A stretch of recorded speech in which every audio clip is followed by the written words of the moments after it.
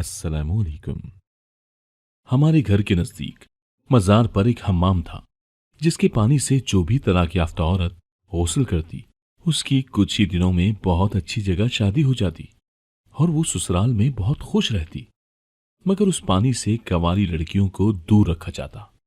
मेरा बहुत दिल चाहता था कि मैं भी उस पानी से गौसल कर लूं, क्योंकि भाभी के जुल्म से मैं तंग थी और उम्र भी 36 साल हो चुकी थी।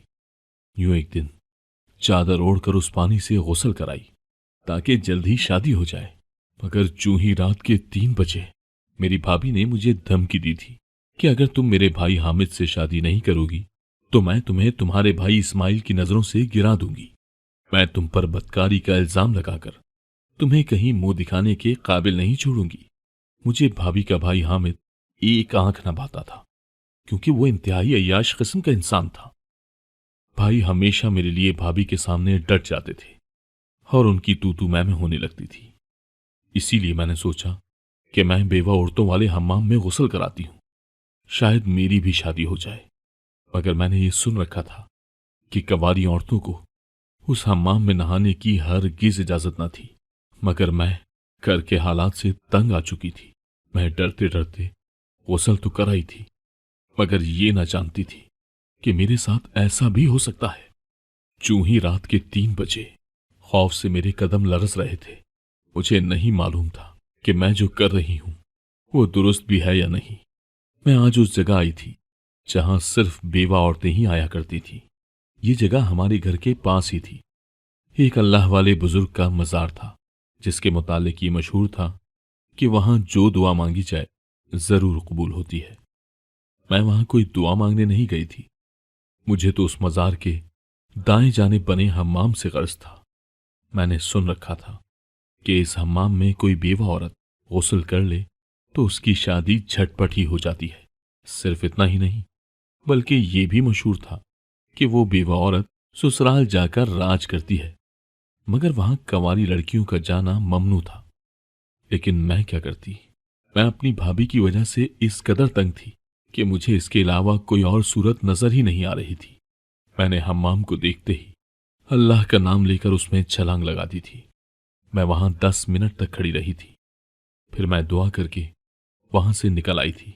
जैसे ही मैं बाहर निकली, एक बुजुर्ग औरत जिसने हाथ में मोटी मोटे दानों की तस्बीह पकड़ी हुई थी, वो मुझे देखकर बोली, आज शब तैयार रहना, तेरी सुन ली गई है, तू बामुराद है। उस औरत की बातें सुनकर मेरी रीढ़ की हड्डी में सनसनाहट फैल गई थी। मैं शदीद खौफजदा थी। जो ही घर में दाखिल हुई तो भाभी की नजर मेरे गीले कपड़ों पर पड़ गई थी। वो गुस्से से चिल्लाकर बोली, वाह रे वाह कोमल, लगता है तू अपने मन की कर आई है। तू जैसे ही घर से निकली, मैंने बाहर झांक कर देखा था, तू हम्माम की तरफ जा रही थी। लगता है तू कर आई गुस्ल।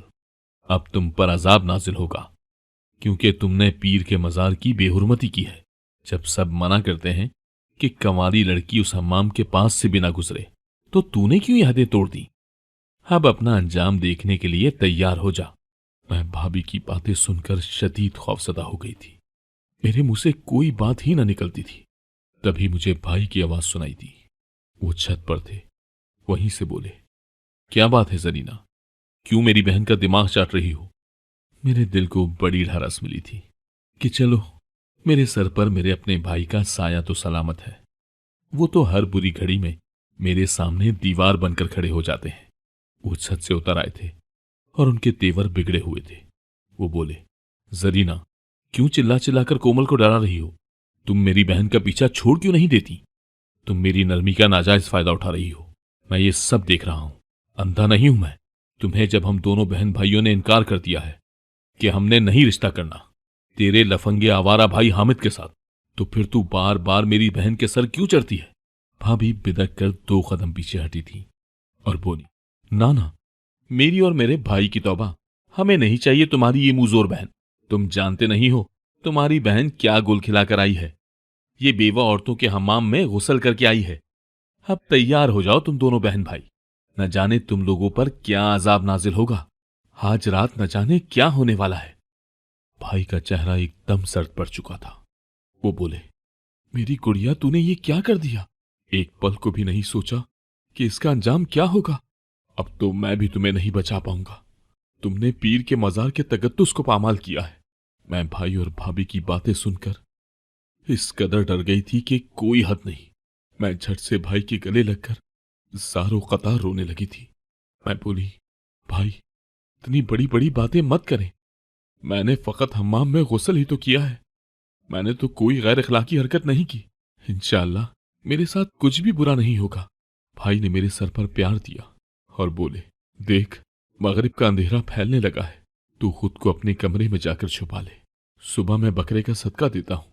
अल्लाह ने चाहा तो हर बला टल जाएगी। मैं तो पहले ही बड़ी डरी हुई थी। अब रही सही कसर भाई और भाभी ने पूरी कर दी थी। मैं अपने कमरे में जाकर बैठ गई थी।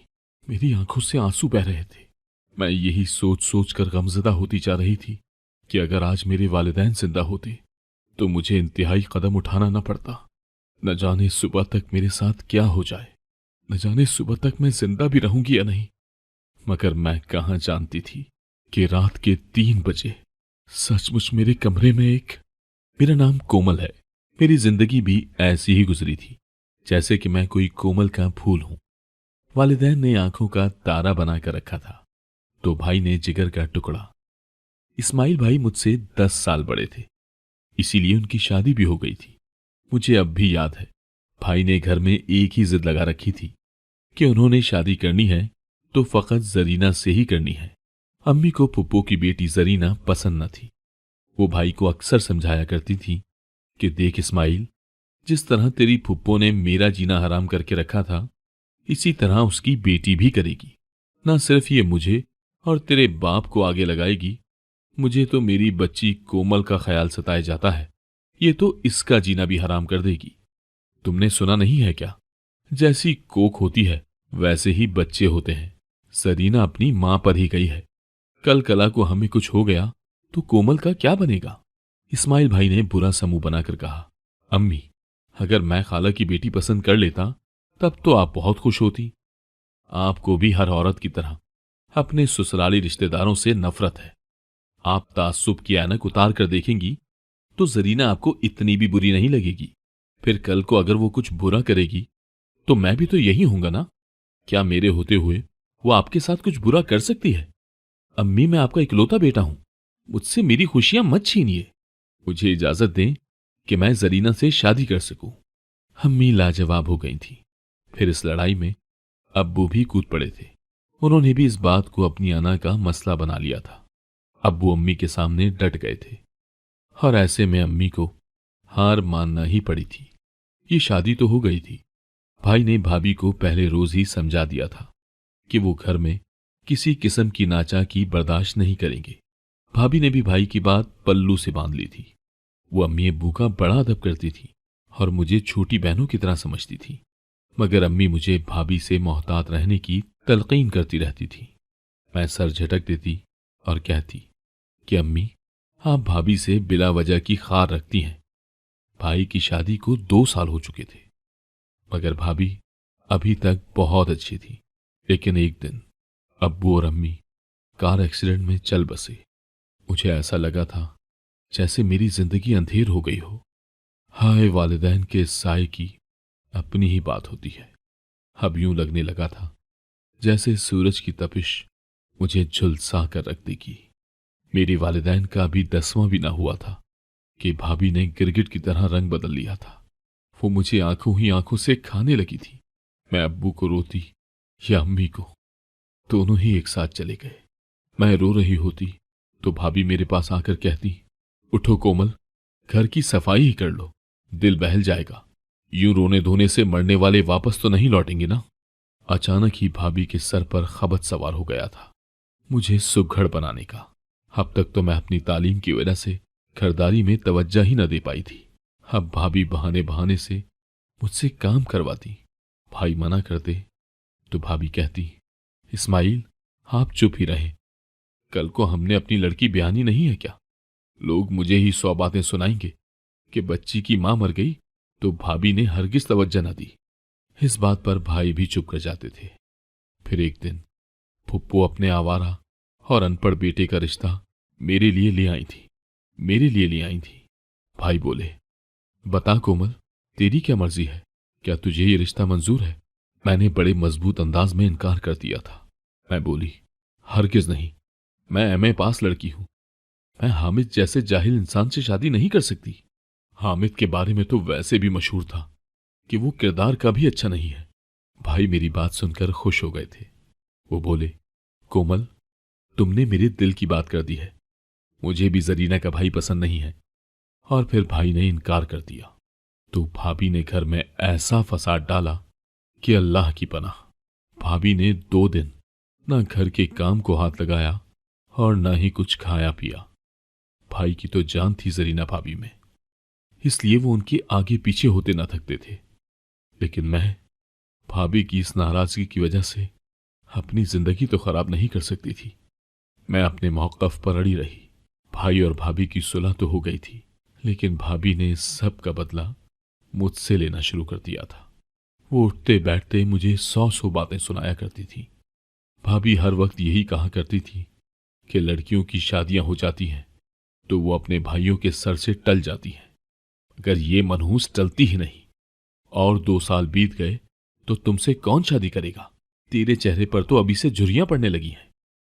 भाभी की बात सुनकर मैं बड़ी खौफजदा हो जाती थी।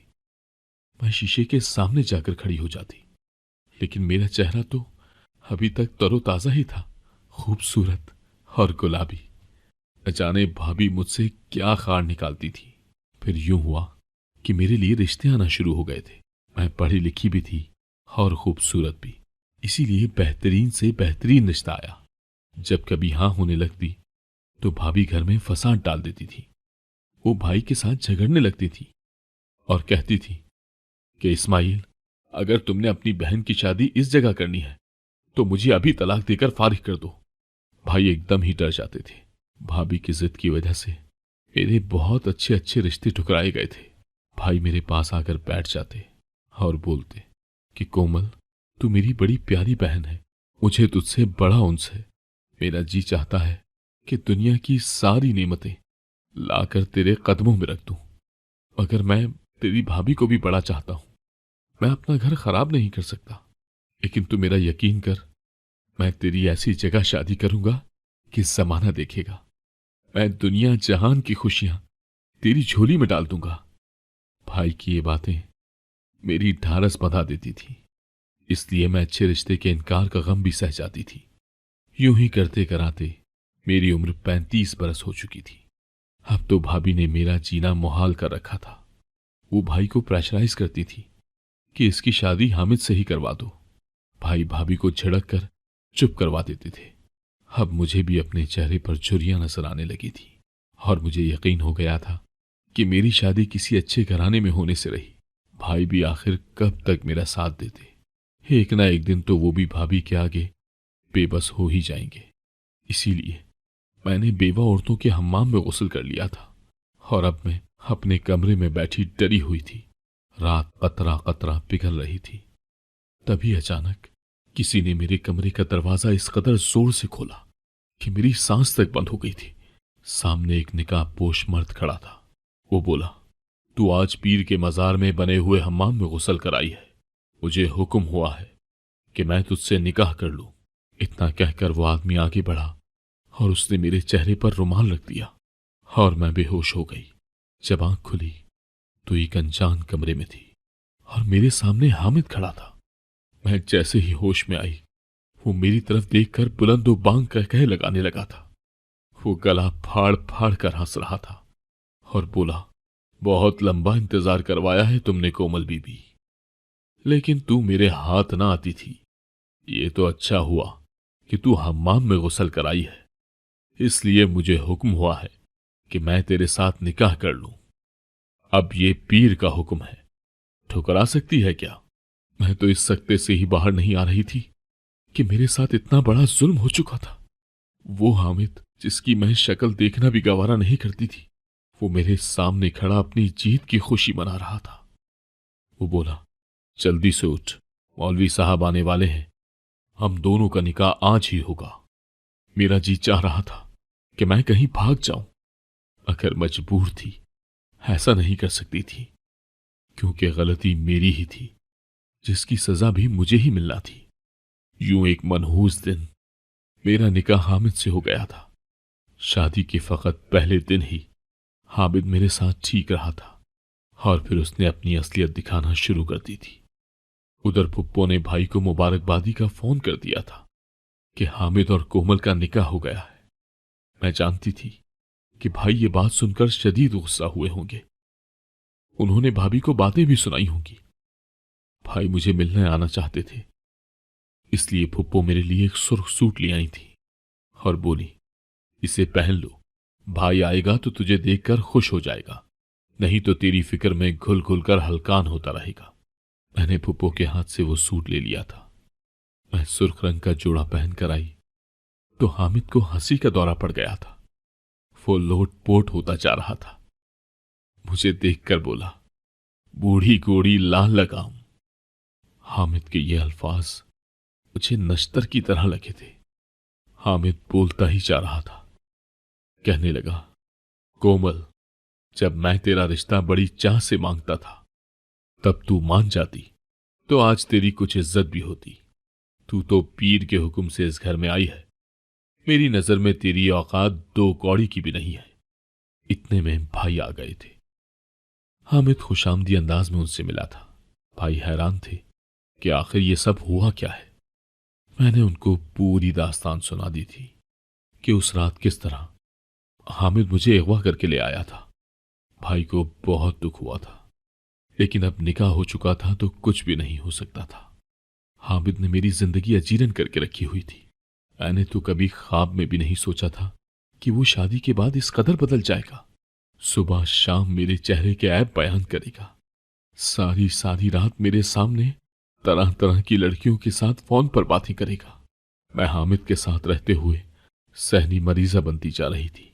मैं शादी के बाद एक बार भी भाई के घर नहीं गई थी, क्योंकि मैं जानती थी कि जरीना भाभी मेरे साथ कैसा बर्ताव करेंगी। हामिद के साथ इस अजीब से रिश्ते में रहते हुए 1 साल का अरसा बीत गया था। एक दिन मुझे भाई का फोन आया। वो बड़े खुश थे। उन्होंने बताया कि उनके घर अल्लाह की रहमत पैदा हुई है। मैंने उनको मुबारकबाद देकर फोन बंद कर दिया था। मेरे भाई के घर औलाद की खुशी पूरे 22 साल बाद आई थी। मेरी सास और हामिद ने मुझ पर बड़ा दबाव डाला था कि मैं उनके साथ भाभी के घर जाकर उन्हें मुबारकबाद देकर आऊं। मगर मैं हामिद के साथ रहकर इतनी बदल गई थी कि मुरव्वतन भी भाभी को मुबारकबाद न दी। 1 हफ्ते बाद भाभी खुद ही हमारे घर आ गई। वो ज़ारो ख़तार रो रही थी। मुझे देखते ही मेरे कदमों में गिरकर मुझसे माफी मांगने लगी थी। मैं हैरान थी कि आखिर उनको हो क्या गया है। भाभी बोली, कोमल, तुमने मेरी बच्ची को बद्दुआ दी है ना? तुमने मुझे बद्दुआ दी थी ना? मेरी बच्ची के दिल में सुराख है, वो बड़ी तकलीफ में है। तुम मुझे माफ कर दो तो शायद अल्लाह मेरी औलाद पर से आजमाइश हटा ले। मुझे बड़ा दुख हुआ था। मैं बोली, भाभी, हामिद से शादी करने के बाद जिन हालात से गुजरी हूं ना, मैंने तो दुआ भी करना छोड़ दी है। बद्दुआ तो बहुत दूर की बात है। भाभी रोते हुए बोली, हमारी बेटी के आगे मेरे और इस्माइल के गुनाह आ गए हैं। मैंने एकदम ही भाभी को गुस्से से टोक दिया था। मैं बोली, भाभी, आप खुद को कोसें, मेरे फरिश्ते जैसे भाई पर इल्जाम मत लगाएं। भाभी रोते हुए बोली, कोमल, मैं तुम्हें आज एक दास्तान सुनाती हूं। ये दास्तान किसी और की नहीं बल्कि तुम्हारी है। तुम जानती ही हो ना कि तुम्हारी अम्मी नहीं चाहती थी कि इस्माइल की शादी मुझसे हो, क्योंकि उनको लगता था कि मैं उनके साथ और तुम्हारे साथ बुराई करूंगी। मामू और मुमानी ने मरने से पहले ही अपनी सारी जायदाद तुम्हारे नाम कर दी थी। इस्माइल के नाम सिर्फ वो घर किया था जिसमें हम रह रहे हैं। इस्माइल तो गुस्से से पागल ही हो गए थे। वो कहते थे कि जरीना, तुम देख लेना, ये जायदाद मैं घर से निकलने नहीं दूंगा। मैं जरीना की शादी ही नहीं करूंगा। भाभी की बातें सुनकर मैं बेहोश होते होते बची थी। मैंने नफी में सर हिलाया था, लेकिन भाभी बोलती जा रही थी। मैंने इस्माइल से कहा कि जवान बहन को घर में बिठाना है तो ऐसा करते हैं कि उसकी शादी हामिद से कर देते हैं, क्योंकि वो कोमल को पसंद करता है। हामिद के सामने हम ये शर्त रखेंगे कि कोमल की जायदाद के साथ उसका कोई ताल्लुक नहीं होगा। इस्माइल को ये तजवीज अच्छी लगी थी, लेकिन तुमने शादी से इनकार कर दिया तो इस्माइल ने तुम्हारी हां में हां मिलाई, क्योंकि वो करोड़ों की जायदाद की मालिक बहन को नाराज नहीं करना चाहते थे। फिर जब भी तुम्हारे लिए कोई रिश्ता आता तो इस्माइल मुझे पहले से ही समझा देते कि मैं घर में लड़ाई झगड़ा डाल दूं, और इस तरह इस्माइल रिश्ते को इनकार कर देते। एक दिन मैंने पड़ोसन से कह दिया कि वो मेरे घर आकर पीर मजार में बने हमाम के मुतालिक ये झूठ बोल दे कि वहां अगर बेवा औरत गुस्ल करे तो उसकी शादी हो जाती है। मैंने जानबूझकर ये झूठ तुम्हारे सामने बुलवाया था, क्योंकि मैं जानती थी कि तुम घर के हालात से तंग होकर ये इंतहाई कदम जरूर उठाओगी। ये सब कुछ हमारी प्लानिंग से हुआ था। इस्माइल ने हामिद को इजाजत दे दी थी कि वो तुम्हें अगवा करके ले जाए, क्योंकि ऐसे में तुम यही समझती कि ये सब सिर्फ इसलिए हुआ है क्योंकि तुमने हम्माम में गुस्ल कर लिया था। हामिद को हमने कोमल दे दी, मगर यह भी कह दिया था कि उसका तुम्हारी जायदाद से कोई सरोकार नहीं होगा। सब कुछ ठीक जा रहा था, मगर अल्लाह ने मेरी रस्सी को खींच लिया है। कोमल, अब हमें अपनी बच्ची के इलाज के लिए तुम्हारे आगे हाथ फैलाने पड़ रहे हैं। मैं जमीन पर बैठ गई थी। टांगों में इतनी हिम्मत ही न थी कि मैं खड़ी रह पाती। मैं चीखें मार मार कर रोने लगी थी। मैं रोती जाती और कहती जाती कि मेरा भाई मेरे साथ ये सब नहीं कर सकता। इतने में न जाने भाई कहां से आ गए थे। उन्होंने भी मेरे पैर पकड़कर मुझसे माफी मांगी थी। मैंने उसी वक्त वो सारी जायदाद भाई के नाम कर दी थी। मैं बोली, मुझे ऐसे रुपए पैसे की जरूरत ही नहीं जो रिश्तों से एहसास खत्म कर दे। इतना कहकर मैं हामिद से खुला लेकर वो घर छोड़कर खाला के घर आ गई थी। खाला ने मेरे लाख मना करने के बावजूद मेरा रिश्ता ढूंढकर मेरी शादी करवा दी थी। मेरी शादी बहुत ही अच्छे घराने में हुई थी। अब मैं एक निहायत खुशहाल जिंदगी गुजार रही हूं। मुझे खाला फोन पर अक्सर बताती रहती है कि मेरे भाई और भाभी ने मुझसे जो जायदाद हथियाई थी वो अब उनकी बेटी के इलाज पर ही सर्फ हो रही है। वो जायदाद उनके भी किसी काम ना आई थी। अगर आपको आज की कहानी पसंद आई है तो वीडियो को जरूर लाइक कीजिएगा और अपने दोस्तों के साथ भी शेयर कीजिएगा। और हां, अगर आपने अभी तक हमारा चैनल सब्सक्राइब नहीं किया तो जरूर सब्सक्राइब करें। मिलते हैं कल एक नई और दिलचस्प कहानी के साथ। अल्लाह हाफिज।